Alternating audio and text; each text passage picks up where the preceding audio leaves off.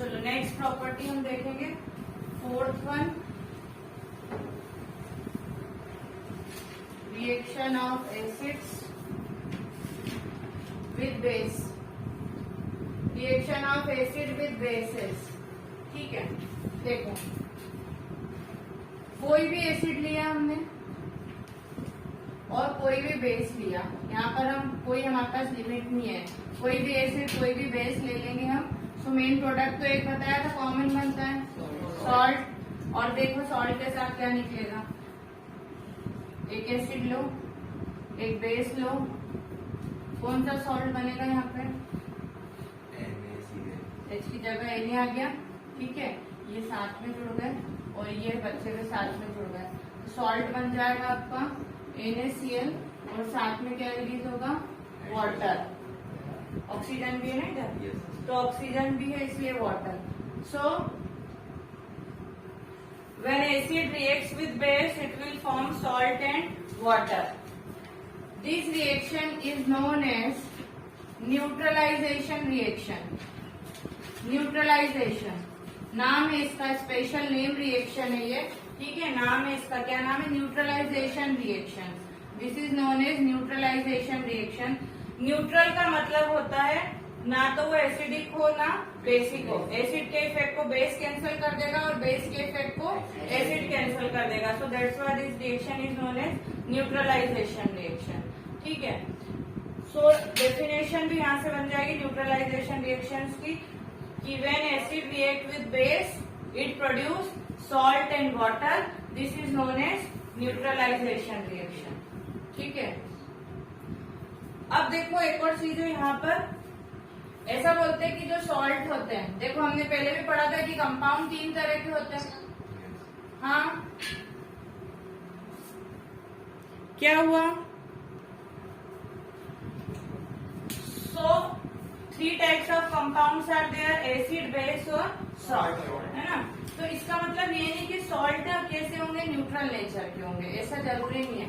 Salt जो है, salt तीनों टाइप के हो सकते हैं, सॉल्ट न्यूट्रल भी हो सकते हैं, सॉल्ट एसिडिक भी हो सकते हैं और सॉल्ट बेसिक भी हो सकते हैं। अब कैसे पता पड़े कि कौन सा सॉल्ट न्यूट्रल है, कौन सा एसिडिक है, कौन सा बेसिक है।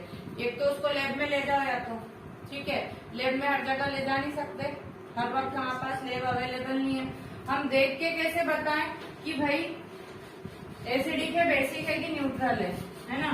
तो देखो उसके लिए हमको उसके पेरेंट एसिड और बेस का पता लगाना पड़ेगा। कोई भी सॉल्ट है वो एसिड और बेस से बना है, तो हम कैसे पता लगाएं कि वो कौन से एसिड और बेस से बना हुआ है। तो इसके लिए पहले तो हम तीनों तरह की रिएक्शन देख लेते हैं। देखो ये आपका कैसा एसिड है, स्ट्रॉन्ग की वीक, ये स्ट्रॉन्ग एसिड है, ये कैसा एसिड है, ये वीक बेस के साथ स्ट्रॉन्ग बेस है। ठीक है, तो when strong acid and strong base reacts, ठीक है, so that totally neutralize each other and ये क्या बन गया आपका न्यूट्रल। यहाँ पे जो सॉल्ट बनेगा वो कैसा बनेगा, न्यूट्रल। जब दोनों स्ट्रॉन्ग हो, है ना, एसिड भी स्ट्रॉन्ग और बेस भी स्ट्रॉन्ग, एसिड और बेस दोनों स्ट्रॉन्ग होंगे तो सॉल्ट आपका कैसा बनेगा, न्यूट्रल। इसका और अपोजिट ले लो, दोनों वीक ले लो, एक वीक एसिड ले लो, हमने बोला एसिडिक एसिड ले लिया हमने, ये वीक एसिड है आपका, और वीक बेस ले लो, अमोनियम हाइड्रोक्साइड ले लिया, वीक बेस है ये, एसिड भी वीक बेस भी वीक, तो भी सॉल्ट कैसा बनेगा, तो भी न्यूट्रल बनेगा। ठीक है, बोलो जरा क्या सॉल्ट का formula, salt will form here, salt will form here, ये वाला हाइड्रोजन हटाया था ना हमने एसिटेट का, और ये अमोनियम प्लस यहाँ पर जुड़ जाएगा। देखो ये आयोनाइज कैसा होता है, CH3COO माइनस में टूटा, H प्लस आपका अलग गया, फिर ये NH4 प्लस OH माइनस, ऐसे आयोनाइज होके फिर एक्सचेंज होते हैं। तो ये प्लस जाके इसके साथ जुड़ जाएगा और ये जाके यहाँ पे जुड़ जाएगा। क्या फॉर्मूला बनेगा, CH3COO NH4, CH3COO NH4 plus H2O, ये बना आपका अमोनियम एसीटेट। कौन सा सॉल्ट है ये, इसका नाम है अमोनियम एसीटेट। हाँ, जो हाइड्रोजन रिप्लेस जहां से होगा ना वहीं पे जाके आपका प्लस वाला चार्ज जुड़ेगा, जहां से हाइड्रोजन हटा वहीं जुड़ेगा। यहाँ से हमने यहाँ का हाइड्रोजन हटाया था ना तो वो वहीं जुड़ेगा। अमोनियम एसीटेट ये आपका ये भी न्यूट्रल नेचर का है। क्यों न्यूट्रल है? क्योंकि उसके पेरेंट दोनों कैसे थे?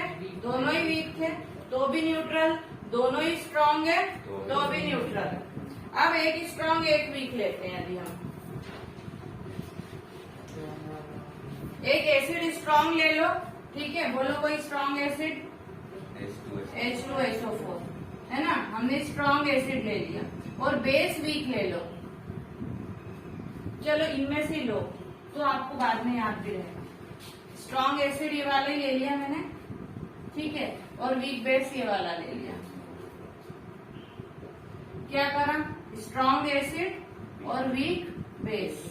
कंपाउंड क्या बनेगा? H की जगह क्या लग जाएगा? NH4Cl, ammonium chloride plus water. अब ये सॉल्ट का नेचर कैसा रहेगा? इधर जो स्ट्रांग है, क्या स्ट्रांग है? एसिडिक। तो ये वाला सॉल्ट आपका कैसा बन जाएगा? एसिडिक नेचर का बन जाएगा। ये सॉल्ट आपका एसिडिक बन जाएगा। अब इसका अपोजिट ले लो, एसिड वीक ले लो। ये एसिड ले लिया, मान लो मैंने CH3COOH ले लिया, वीक एसिड ले लिया, प्लस सॉल्ट स्ट्रांग ले लो, NaOH ले लो, स्ट्रांग बेस ले लिया, है ना। कंपाउंड क्या है? यहाँ से H हट के क्या जुड़ जाएगा? Na जुड़ जाएगा, CH3COO Na। तो कंपाउंड बन गया sodium acetate, CH3COO Na plus water. Sodium acetate नाम है इसका, ठीक है, सोडियम एसीटेट। इसका नेचर कैसा हो जाएगा? बेस स्ट्रांग है, तो ये कैसा सॉल्ट हो गया आपका? बेसिक सॉल्ट हो गया। तो इस तरह से जो है salt can be neutral in two condition, if both are strong, if both are weak. In both condition salt कैसा बनेगा आपका? न्यूट्रल। स्ट्रांग एसिड है तो एसिडिक बनेगा, स्ट्रांग बेस है तो बेसिक बनेगा। सो इस टाइप से आप सॉल्ट को जो है 3 तरह से आइडेंटिफाई कर सकते हैं। अब ये तो हमने रिएक्शन से बनाना सीखा, ठीक है। अब आपको किसी ने उठा के सॉल्ट दे दिया, मैंने कहा कि चलो एक सॉल्ट है आपके पास MgCl2, ये सॉल्ट है आपके पास, ठीक है, MgCl2 सॉल्ट है। तो मुझे बताओ कि ये कौन सा नेचर का, एसिडिक है, बेसिक है कि न्यूट्रल है? तो अब आपको सबसे पहले क्या करना है? सबसे पहले इसका एसिड और बेस का पता लगाना है, ठीक है। तो आप इसमें एसिड का पता कहां से लगाओगे? देखो, जो इसको प्लस और माइनस में तोड़ लो, ये Mg प्लस में जाएगा, Cl माइनस में जाएगा, ठीक है। तो प्लस वाले के साथ हाइड्रोक्साइड जोड़ दो, यहाँ हाइड्रोक्साइड जोड़ दो, क्या बन गया आपका? Magnesium hydroxide. तो इसका बेसिक, इसका पेरेंट बेस कौन हो गया? Magnesium hydroxide. और माइनस वाले के साथ H प्लस जोड़ दो तो एसिड हो गया इसका HCl। तो स्ट्रॉन्ग एसिड है और ये hello hello, mic testing 1 2 3, hello, आवाज आ रही है आप लोग? तो देखो यहाँ पर बेस आपका कैसा था? वीक। और एसिड कैसा है? स्ट्रॉन्ग। तो ये सॉल्ट का नेचर कैसा हो जाएगा? एसिडिक। अभी हमने बेस नहीं पढ़ा, इसलिए आपको ये पता नहीं कि मैग्नीशियम हाइड्रोक्साइड स्ट्रॉन्ग है कि वीक है। बेस पढ़ लोगे जब दोनों पता पड़ जाएगा आपको। अभी एसिड पहचानना आता है आपको? एसिड पहचानना आता है ना? टेबल में हमने लिखे हैं बहुत सारे एसिड। देखो आप लिखे हैं सबके पास एसिड और बेस। बेस नहीं, सॉरी, एसिड लिखे हैं बहुत सारे, है ना। वहां से आप धीरे धीरे पढ़ेंगे तो आपको थोड़ा थोड़ा याद हो जाएगा। ऐसे आप पेरेंट निकाल के उसको पता लगा सकते हैं कि जो है एसिड जब स्ट्रॉन्ग था, बेस स्ट्रॉन्ग था, कैसा क्या नेचर था, और उसके अकॉर्डिंग सॉल्ट का नेचर क्या रहेगा, ठीक है। So this is known as neutralization reaction. All are the examples of neutralization reaction. So you can note down और you can write your own equation, ठीक है। ये लिखना है तो ये। So now we will discuss about base. Bases. So what is the meaning of base? देखो दो चीज बेस को डिस्क्राइब कर सकती है, जितने भी हमारे मेटल के ऑक्साइड्स हैं, metal oxides and metal hydroxides,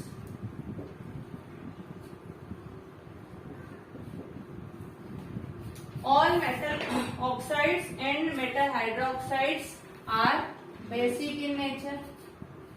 ठीक है, सो बेस की डेफिनेशन क्या हो गई? बेस की डेफिनेशन में हम इन दोनों को भी जोड़ सकते हैं, या हम सिग्नल ऐसा बोल सकते हैं कि those objects which produce hydroxide ion, which produce hydroxide ion, जो हाइड्रोक्साइड आयन प्रोड्यूस करे वो बेस है। लेकिन केवल ये डेफिनेशन बोलना इनकम्प्लीट होगी, क्यों? क्योंकि मेटल के ऑक्साइड भी बेस होते हैं। ठीक है, सो कंप्लीट डेफिनेशन क्या हो जाएगी? लिखेंगे कंप्लीट डेफिनेशन बेस की,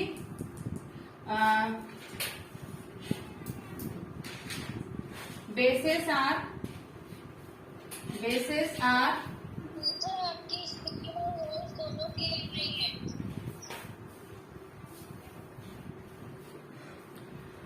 bases are metal hydroxides, bases are metal hydroxides or metal oxides,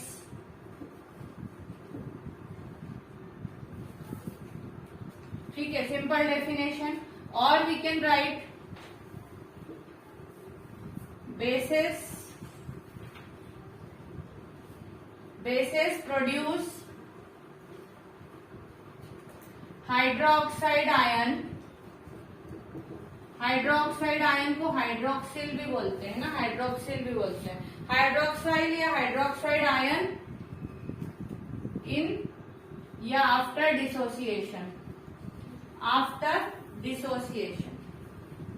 dissociation मतलब यदि हम ब्रेक करेंगे, बेस को ब्रेक करेंगे, सो क्या प्रोड्यूस करेगा वो?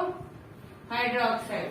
बट ये किसके केस में होगा? केवल मेटल हाइड्रोक्साइड के केस। मेटल ऑक्साइड के केस में वो हाइड्रोक्साइड कैसे प्रोड्यूस करेगा, है ना? तो ये हाफ डेफिनेशन होगी, बट आपकी बुक में यही डेफिनेशन दी हुई है, यही डेफिनेशन दी है सीबीएसई सिलेबस में, ये डेफिनेशन है आईसीएसई सिलेबस में, तो ये कंप्लीट डेफिनेशन है। लेकिन आप ये लिखेंगे तो ये भी गलत नहीं होगी, ठीक है? तो दोनों लिख सकते हैं आप। So all those substance which produce hydroxide ions are known as base. Similarly हमने जैसा कि एसिड में पढ़ा था, एसिड भी स्ट्रॉन्ग और वीक होते हैं, बेस भी स्ट्रॉन्ग और वीक होते हैं। ठीक है, यहाँ पे ऑर्गेनिक और मिनरल हमको नहीं पढ़ना है क्लासिफिकेशन बेसिस में, ऑर्गेनिक मिनरल नहीं है, बेसिस में केवल स्ट्रॉन्ग और वीक हमको पढ़ना है।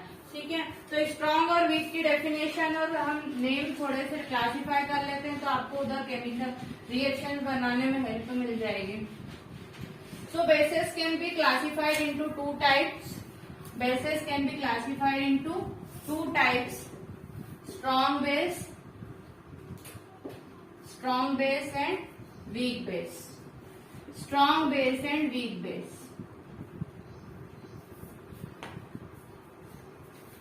स्ट्रॉन्ग बेस जैसे एग्जांपल हो गए आपके sodium hydroxide, potassium hydroxide. Weak base में आपके एग्जांपल हो गए